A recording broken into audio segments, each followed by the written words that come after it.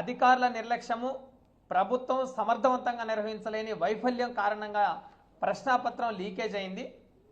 అసలు ప్రశ్నాపత్రాలు పరీక్ష ప్రారంభం కాకముందే వాట్సాప్లో ఎలా దర్శనమిస్తూ ఉన్నాయి, వేరే ప్రైవేటు విద్యా సంస్థలకి వాట్సాప్లో ఎలా ప్రశ్నాపత్రాలు వెళ్తున్నాయి, ఈ ప్రభుత్వం సరిగ్గా పరీక్షలు నిర్వహించని కారణంగా పేపర్లు లీక్ అయి వాట్సాప్లో దర్శనమిచ్చి ప్రభుత్వ విద్యా సంస్థల్లో పరీక్షలు జరుగుతూ ఉంటే అవి ప్రైవేటు విద్యా సంస్థలకు వెళ్తున్న పరిస్థితి ఈ రాష్ట్రంలో నెలకొని ఉంది. ఈ రాష్ట్ర విద్యాశాఖ మంత్రి నారా లోకేష్ గారు కూటమి ప్రభుత్వం అధికారం చేపట్టిన 10 నెలల కాలంలో లోకేష్ విద్యాశాఖ మంత్రిగా ఉండి ఇప్పటికీ పరీక్షల్ని సమర్థవంతంగా నిర్వహించలేని దుస్థితి ఈ రాష్ట్రంలో నెలకొని ఉంది. ఎందుకంటే మొన్న 2024లో జరిగిన SA1 అర్ధ సంవత్సరం ప్రశ్నాపత్రాలను కూడా సరిగ్గా నిర్వహించలేదు.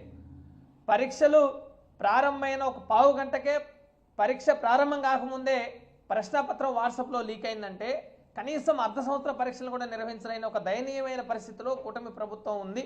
రెండోది, మొన్ననే BEd exams Acharya Nagarjuna university పరిధిలో జరిగాయి. మొదటి సెమిస్టర్ ప్రశ్నాపత్రం కూడా పరీక్ష ప్రారంభం కాకముందే లీకేజ్ అయింది.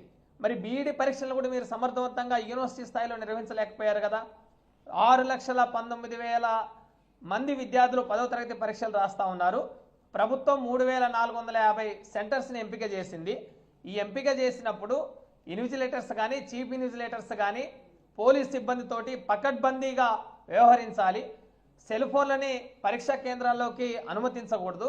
కానీ ఎలా ప్రైవేటు స్కూల్కి వాట్సాప్లో ఎలా లీక్ అయింది ప్రశ్నపత్రం, గణిత శాస్త్రం? మీరు ఎందుకు సమర్థవంతంగా నిర్వహించలేకపోతున్నారు? యంత్రాంగాన్ని సరిగ్గా వినియోగించలేకపోతున్నారా, లేకపోతే యంత్రాంగాన్ని పకడ్బందీగా వినియోగించుకోవడంలో మీ ప్రభుత్వం వైఫల్యం చెందిందా? అసలు లోకేష్ గారు విద్యాశాఖ మంత్రిగా బాధ్యతలు చేపట్టి 10 నెలలు అవుతా ఉంటే కనీసం 10వ తరగతి పరీక్షలు కూడా మీరు ఎందుకు నిర్వహించలేకపోతున్నారు? కూటమి ప్రభుత్వం సమాధానం చెప్పాలి.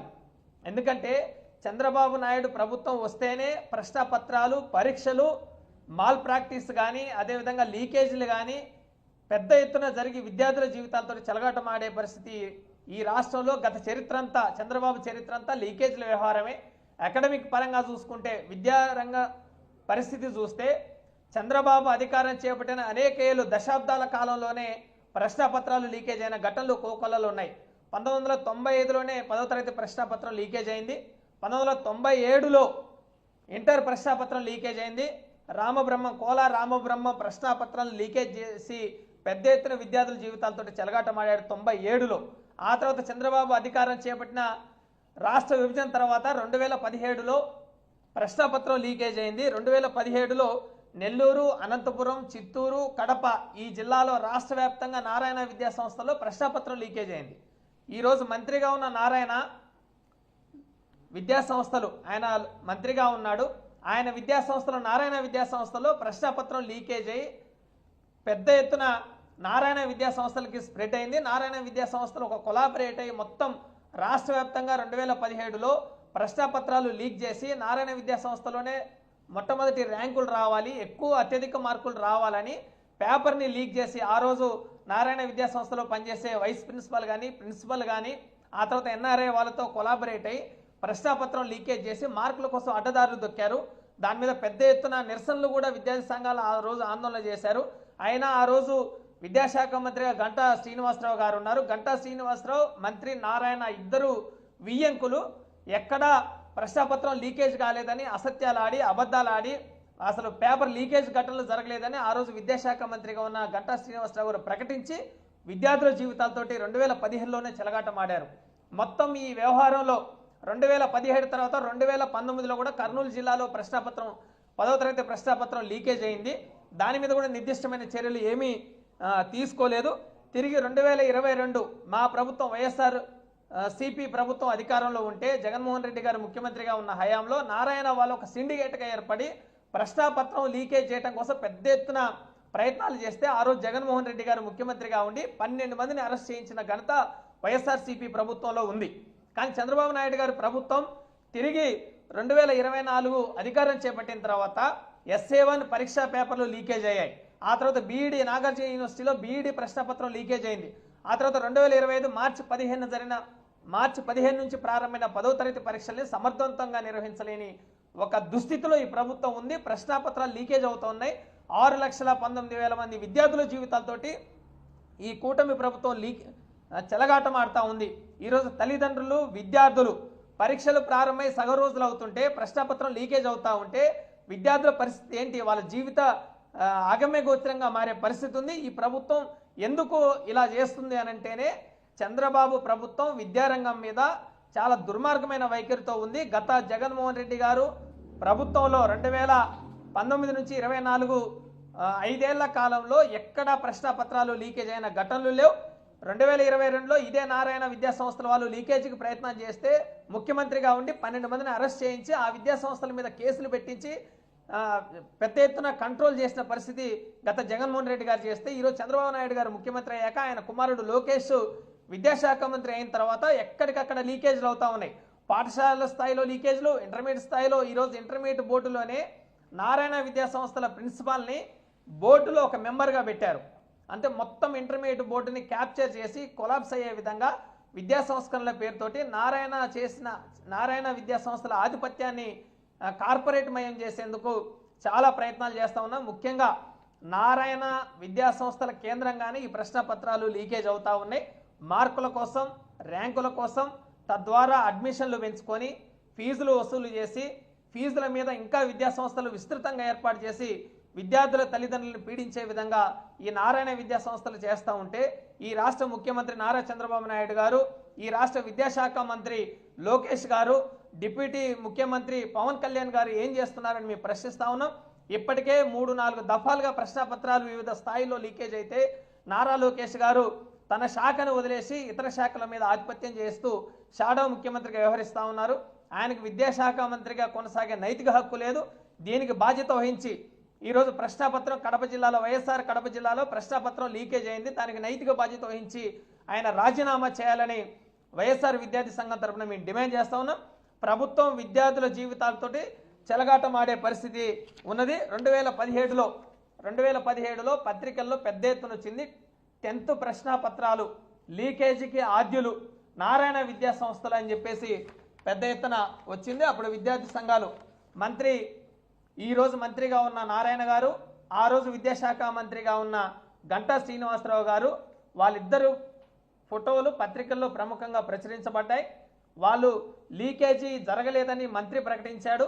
లీకేజీ జరిగిందని 2017లో పాఠశాల విద్యాశాఖ ఎగ్జామినేషన్ డైరెక్టర్ భార్గవ గారు చాలా స్పష్టంగా ప్రశ్నాపత్రం లీకేజ్ అయింది, బాధ్యుల మీద చర్యలు తీసుకుంటామని ఆ రోజు ప్రకటించింది. చాలా స్పష్టంగా పత్రికల్లో కూడా వచ్చింది. కానీ ఆయన విద్యాశాఖ మంత్రిగా ఉన్న గంటా శ్రీనివాసరావు గారు దీన్ని కొట్టిపారేశారు. ఎక్కడ లీకేజీ జరగలేదని మొత్తం పత్రికల్లో, వాట్సాప్ల్లో వచ్చిన తర్వాత ప్రశ్నాపత్రాలు లీకేజ్ అయ్యి విద్యార్థుల జీవితాలు చెలగటమాడుతున్న పరిస్థితుల్లో మీరు ఎందుకు చర్యలు తీసుకోలేకపోయారు? ఆనాడు తీసుకోలేదు, ఈరోజు తీసుకోలేకపోతున్నారు. కారణం ఏంటి? నారాయణ మినిస్టర్గా ఉన్నారు కాబట్టి మీరు నారాయణ విద్యా సంస్థల మీద చర్యలు తీసుకునే ధైర్యం మీరు చేయడం లేదా? నారాయణకి మీకు ఏంటి ఆర్థికంగా ఉన్న మీ బంధం ఏంటి అనేది మేము ప్రశ్నిస్తా ఉన్నాం. ఈరోజు విద్యార్థుల ఫీజుల మీద ఒక మోనోపలీగా ఏర్పడిన మంత్రి నారాయణ విద్యా సంస్థలు రాష్ట్ర వ్యాప్తంగా విద్యా సంస్థలు విస్తృత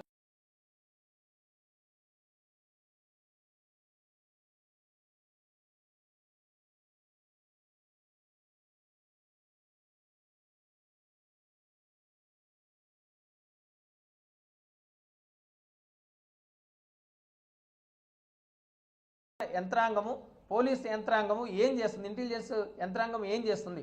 ఎందుకు ఈ ప్రభుత్వం వాళ్ళ మీద మానిటరింగ్ చేయలేకపోతుంది? పరీక్షల్ని ఎందుకు పకడ్బందీగా నిర్వహించలేకపోతుంది? పరీక్షల సమయంలో సెల్ ఫోన్లు పరీక్షా కేంద్రాల్లోకి అనుమతించకూడదు. మీరు ఎందుకు అనుమతిస్తా ఉన్నారు? వాట్సాప్లో ప్రశ్నపత్రం లీకేజ్ అవుతుందంటే మీరు సెల్ ఫోన్లని పరీక్షా కేంద్రాల్లోకి అనుమతిస్తున్నట్టే కదా. ఎందుకు మీరు అనుమతిస్తా ఉన్నారు? మీరు ఎందుకు చెకింగ్ చేయడం లేదు? మీరు ఎందుకు మానిటరింగ్ చేయడం లేదు? ఎందుకు పర్యవేక్షణ చేయడం లేదని మా వైఎస్ఆర్ విద్యార్థి సంఘం తరపున మేము ప్రశ్నిస్తా ఉన్నాం. చంద్రబాబు ప్రభుత్వం అంటేనే లీకేజీ ప్రభుత్వం. చంద్రబాబు ప్రభుత్వం అంటేనే విద్యార్థుల జీవితాలతో చెలగాటమాడే ప్రభుత్వం. ఇప్పటికీ 10 నెలల కాలంలో ఒక్క విద్యారంగ సంస్కరణ కూడా అమలు చేయలేదు, ఫీజు రియంబర్స్మెంట్ ఇవ్వలేదు. మేము మా వైఎస్ఆర్ కాంగ్రెస్ పార్టీ అధినేత జగన్మోహన్ రెడ్డి గారు ఇచ్చిన పిలుపు మేరకు మొన్న మార్చి 12వ తారీఖున ఫీజుల కోసం రాష్ట్ర వ్యాప్తంగా యువత పోరు మేము నినదీస్తే కేవలం 600 కోట్లు మాత్రమే రిలీజ్ చేసి మీరు మామాని చేతులు దులుపుకున్నారు. మిగతా 100 కోట్లను కూడా రిలీజ్ చేయకుండా ఒక క్వార్టర్ ఫీజు కూడా ఇవ్వలేని దయనీయమైన పరిస్థితిలో ఉన్నారు. రెండోది, మార్చిలో డిఎస్సి నోటిఫికేషన్ ఇస్తామని ప్రకటించారు మంత్రి నారా లోకేష్ గారు. ఇప్పటికీ ఈరోజు మార్చి 25వ తారీఖు ఉన్నాం మనం. ఇప్పటి వరకు నోటిఫికేషన్ మీద ఒక్క మాట కూడా మాట్లాడలేదు. విద్యారంగ సంస్కరణలు పాఠశాల స్థాయిలో జగన్మోహన్ రెడ్డి గారు 5 ఏళ్లలో విస్తృతంగా విద్యారంగ సంస్కరణలు అమలు చేసి విద్యార్థులకు నాడు నేడు అనేక రకాల సంస్కరణలు అమలు చేస్తే టోఫెల్ శిక్షణ, ఐబీ సిలబస్, ఆంగ్ల మాధ్యమాన్ని ప్రవేశపెడితే ఈ ప్రభుత్వం వచ్చి ఇంగ్లీష్ మీడియాన్ని రద్దు చేసి చాలా దుర్మార్గంగా ప్రభుత్వ విద్యార్థుల జీవితాలతో చెలగాటమాడే విధంగా మొత్తం ఆంగ్ల మాధ్యమాన్ని రద్దు చేసి, టోఫెల్ శిక్షణ రద్దు చేసి, ఐబీ సిలబస్ రద్దు చేసి విద్యార్థుల జీవితాలతో ఒకవైపు చెలగాటమాడుతూ పరీక్షలను కూడా పకడ్బందీగా సమర్థవంతంగా చాలా నియంత్రణతో నిర్వహించాల్సిన పబ్లిక్ పరీక్షలను కూడా మీరు సమర్థవంతంగా నిర్వహించలేదు అనంటే మీ ప్రభుత్వం ఎందుకు పరిపాలన చేస్తుందో మాకు అర్థం కావడం లేదు. ఇప్పటికైనా ఈ ప్రభుత్వానికి బుద్ధి రావాలి. అది రావాలి అనంటే మంత్రి నారా లోకేష్ గారు విద్యాశాఖ మంత్రిగా వైఫల్యం చెందారు కాబట్టి ఆయన తక్షణమే నైతిక బాధ్యత వహించి రాజీనామా చేయాలి. రాజీనామా చేసి ఈ మిగతా జరుగుతున్న పరీక్షల పట్ల కూడా ప్రభుత్వం చాలా పకడ్బందీగా వ్యవహరించి నిర్వహించాలని మేము డిమాండ్ చేస్తాను. ఇప్పటికే అనేక దఫాలుగా ప్రభుత్వం దృష్టికి మొన్న SA1 పరీక్షలు కూడా లీకేజీ అయినప్పుడు ప్రభుత్వం దృష్టికి, అధికారుల దృష్టికి మేము తీసుకెళ్లాం.